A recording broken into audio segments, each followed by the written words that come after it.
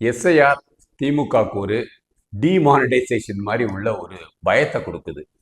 உங்களோட ஓட்டெல்லாம் செல்லாது அப்படிங்கிற சூழ்நிலையை கொண்டு வராங்க. ஏன்னா இவங்க யார் யாருக்கெல்லாம் கள்ள ஓட்டு கொடுக்கணும்னு அதுக்கு ஒரு ஃபார்முலா வகுத்து கொடுத்துக்கிட்டே இருந்திருக்காங்க போன 50 ஆண்டுகளாக.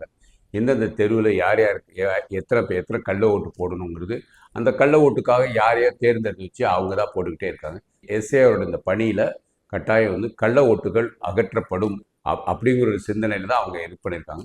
இருந்தாலும் எனக்கு இன்னும் திமுக அரசு நிர்வாகிகள் மேலே எனக்கு இன்னும் சந்தேகம் இருக்குது. எப்படி இருந்தாலும் இறந்தவரோட எண்ணிக்கையை எடுத்துடுவாங்க. ஸோ அந்த ஓட்டுயாவது கட்டாயம் குறையும். இன்னும் அந்த சைக்கிளை இன்னும் ஸ்ட்ராங் பண்ணிடணும் எலெக்ஷன் கமிஷன். அது கரெக்டாக பண்ணலை.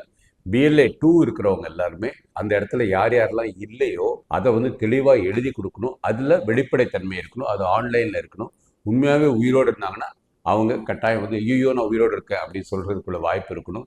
ரெண்டாவது, அவங்க உண்மையாகவே இல்லைன்னா அதை நீக்கிட்டாங்கங்கிற ஒரு தெளிவு மக்களுக்கு வரணும். அந்தந்த ஏரியாவில் இருக்க மக்களுக்கு வரணும். வரலன்னு வச்சுக்கோங்க, கட்டாயம் எங்கள் வீட்டில் ஒரு பாட்டி 3 வருஷத்துக்கு முன்னாடி தான் இறந்தாங்க, பட் அவங்களுக்கு இன்னும் ஓட்டு இருக்குது அப்படின்னு சொல்லி அங்கே போய் ஏதாவது ஒரு இடத்துல கள்ள ஓட்டு போட்டுருவாங்க.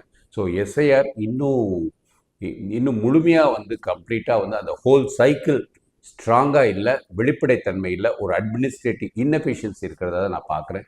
இது மத்திய அரசோட இதுவாக இருந்தாலும் இதில் செயல்படுறது எல்லாமே திமுக அரசு அதிகாரிகள் தான் செயல்படுறாங்க. ஸோ அவங்க இன்னும் திமுக அரசு அதிகாரிகள்கிட்ட தான் கட்டுப்பாட்டில் இருக்கிறாங்க. அதனால் மக்கள் தான் விழிப்புணர்வோடு இருக்கணும். நீங்கள் உங்கள் தெருவில் இருக்க இறந்து போனவர்கள், உங்கள் இடத்த விட்டு வெளியில் போனவங்க, புதுசாக வந்தவங்க, இவங்க மாத்திரம்தான் அதில் இருக்கணும். புதுசாக 18 வயசுக்கு மேலே வந்தவங்களுக்கு இதில் ஆதார் கார்டு கட்டாயம் முக்கியமாக இருக்குது. ஸோ ஆதார் கார்டை தவறாக பயன்படுத்தாமல் நீங்கள் கரெக்டாக பார்த்து அது பண்ணிங்கன்னா தான் மக்கள்கிட்ட கையில் இருக்குது. இது ஆக்சுவலாக BLA 2 கரெக்டாக பண்ணாங்கன்னா எந்த ஒரு தவறு இருக்காது.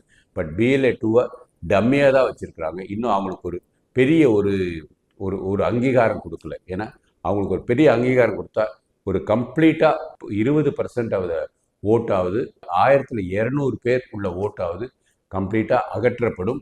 அப்படி அகற்றுனா திமுக செயலிழந்து போயிடும். ஏன்னா அவங்களோட கீழே இருக்க கட்டமைப்புலாம் அது கம்ப்ளீட்டாக இந்த ஒரு கள்ள ஓட்டு போடுற உள்ள கட்டமைப்பு தான்.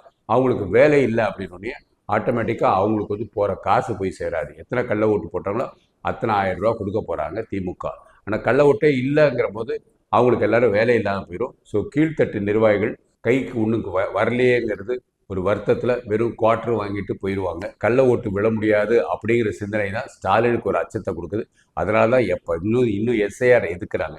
ஏன்னா எஸ்ஐஆரை கம்ப்ளீட்டாக முதலமைச்சர் முன்னில் இருந்து அவர் செஞ்சுருந்தாருன்னு வச்சுக்கோங்க, தெளிவாக உங்களுக்கு ஒரு 1200 பேர் அந்த இடத்துல வைப் அவுட் ஆயிடுவாங்க. எனக்கு தெரிஞ்சு ஒரு 20% கட்டாயம் கள்ள ஓட்டு இல்லை தேவையில்லாத ஒரு பேர் டபுள் என்ட்ரி இந்த மாதிரி ஒரு தவறுகள் இருக்கும். ஸ்டாலின் அவங்க கூட சேராமல் இவர் எதுக்குறேன்னு சொல்கிறனால அவர்கள் திமுக அரசாங்கத்தோட ஊழியர்கள் அதை அப்படியே கொடுக்குற உள்ளவை தான் இருக்கும். இதனால் 2026 எலெக்ஷனை கேன்சல் பண்ணுறதுக்கு கூட வாய்ப்பு இருக்குது. ஏன்னா நம்ம ஒரு சினிமாவில் பார்த்துருக்கோம், ஒரு ஓட்டு கள்ள ஓட்டு போட்டதுக்காக ஏதோ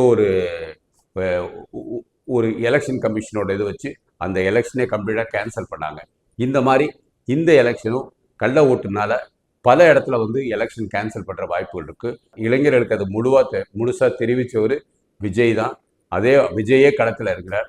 ஸோ விஜயே இந்த தடவை அவரோட ஓட்டே யாரோ கள்ள ஓட்டு போட்டாங்கங்கிறத சினிமாவில் உண்மையாக நடக்க உள்ள வாய்ப்பு இருக்குது. இதனால தான் எஸ்ஐஆரை கருணாநிதி மகன் ஸ்டாலின் எதிர்க்கிறாரு. ஏன்னா கள்ள ஓட்டு வழியாக தான் அவங்க ஜெயிச்சுக்கிட்டே இருந்தாங்களே தவிர, அது கள்ள ஓட்டு இல்லாமல் இருந்துச்சுன்னு வச்சுக்கோங்க, அவங்களோட ஓட்டு சதவீதம் 12லேருந்து 13% தான் இருக்கும். கூட்டணிக்கும் கள்ள ஓட்டுனால எந்த ஒரு வாய்ப்பும் இருக்காது. ஸோ கூட்டணி கொஞ்சம் கொஞ்சமாக திமுக விட்டு கலண்டு வேற என்னடா பண்ணுறதுன்னு பார்ப்பாங்க. முடிஞ்சால் விஜய் கூட சேருவாங்க. பட் விஜய் தனிச்சு நிற்பேன் அப்படின்னு இருக்காரு, சீமான் மாதிரி. ஸோ விஜய் தனிச்சுன்னா கள்ள ஓட்டு பிரச்சனை மிகப்பெரிய லெவலில் அவர் கையில் எடுப்பாங்கிறது என்னோட சிந்தனை. உங்கள் சிந்தனையை பதிவு பண்ணுங்கள். வாழ்க பாரதம், வளர்க இளைஞர் சமுதாயம்.